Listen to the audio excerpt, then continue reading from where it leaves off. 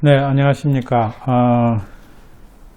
이번 시간에는 거의 부사의 위치에 대해서 설명하는 마지막 시간이 되겠네요. 그 부사가 문장의 뒤에 올 때, 어떤 종류의 부사가 문장의 뒤에 올까, 요거 한번 살펴보도록 하겠습니다. 보시면,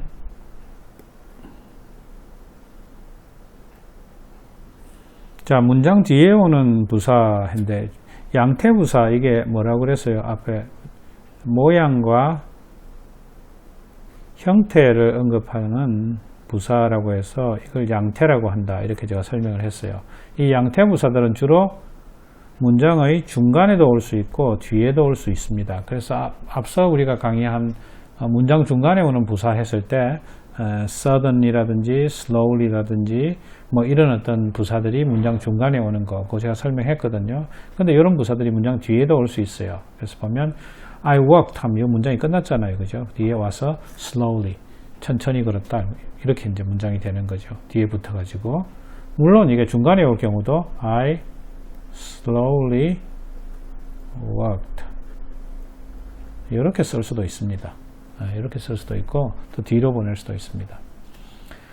자, 장소부사 같은 경우에는 물론 중간에 넣을 수도 있는데 특별한 경우가 아니면 장소부사 같은 경우에는 뒤나 앞에, 즉 문장 중간에 끼어들게 되면 문장이 좀 난잡해져요. 난잡해지기 때문에 그 구조가 혼란스러워지니까 앞이라든지 뒤에라든지 이렇습니다.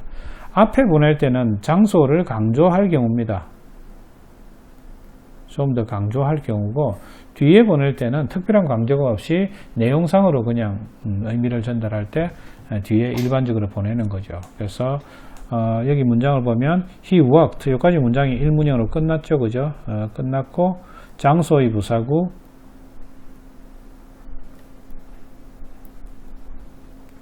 in America가 뒤에 붙은 겁니다. 그래서 물론 in America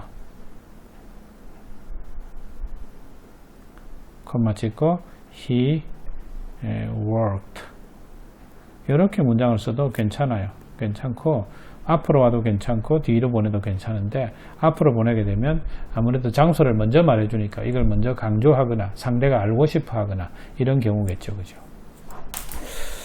시간의 부사 같은 경우에도 뒤 혹은 주로 앞에 많이 쓰는데, soon 같은 경우에는 예외적으로 중간에도 쓸 수가 있어요. 이건 중간도 가능합니다. 가능한데 보통은 앞이나 뒤에 이렇게 많이 씁니다. 특히 뒤에 많이 써요. 뒤에 많이 쓰고, 보면 she will come soon, 그 여자는 곧 올 거야 이랬을 때 문장은 여기서 끝나는 거죠. 그죠? 그래서 she will come soon, 이렇게 이제 문장이 구성이 되는 겁니다. 그래서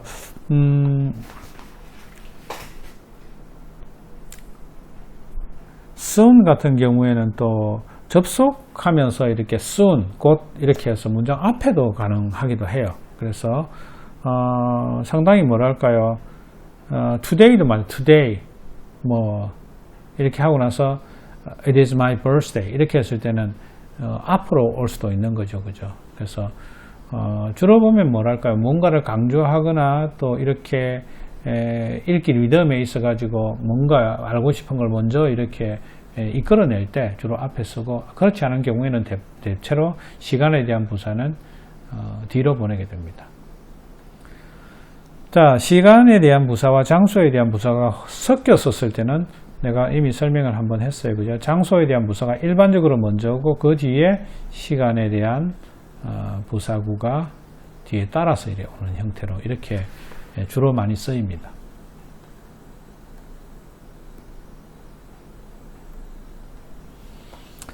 자, 문장 맨 뒤에 올 때는 불명확 빈도부사 같은 경우에는 참 이거 같은 경우는 저 중간에도 오고 문장 앞, 뒤, 중간 모두에 위치하기 때문에 적당히 보고 아무데나 넣으면 됩니다. often, sometimes, usually 이 같은 경우에는 앞, 중간, 뒤 다 옵니다. 그래서 I swim often 해도 되고요. I often swim 이렇게 해도 괜찮습니다.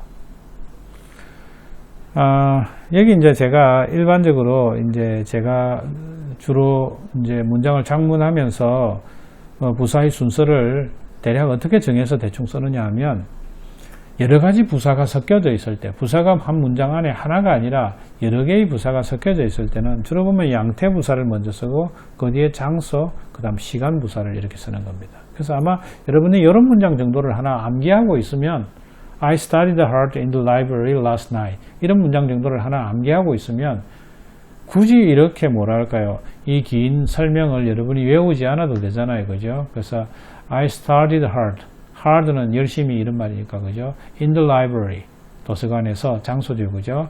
그리고 last night, 시간의 부사구죠, 그죠? 그래서 양태, 장소, 시간 이렇게 부사의 순서가 이렇게 일반적으로 나오는 겁니다.